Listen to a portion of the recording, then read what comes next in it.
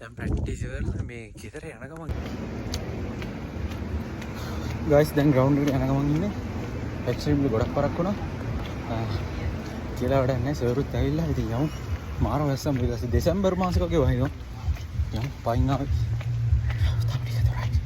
Guys මේ තමයි මම ඉගෙන ගත්ත පාසල.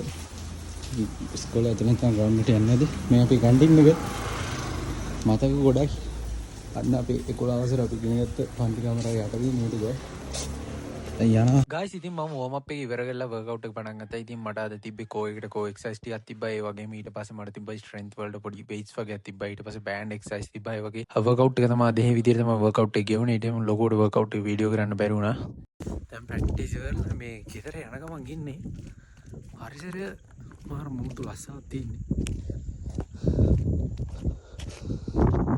තනි කර මේ හිතුවේ ඇහිලාදත්. ඉතින් අද සෙෂන් එක ඉවරයි. අද තිබ්බේ ස්කොට් එක ගැහුවා. ඊට පස්සේ ස්ටෙප් අප්ස් තිබ්බා. ඊට පස්සේ ක්ලීන් ඇන්ඩ් ජෙක් එක පොඩ්ඩක් කරා. ඊට පස්සේ ටෙන්ඩන් මසල්ස් වල ටෙන්ඩන් වල පොඩ්ඩක් කරා. බෑන්ඩ් එක්සර්සයිස් ටිකක් කරා. ඒ ටික තමයි අද තිබ්බේ. අද මේ දුවා මේ බිල්ල තියෙන ඉතින් හෙට හම්බෙමු.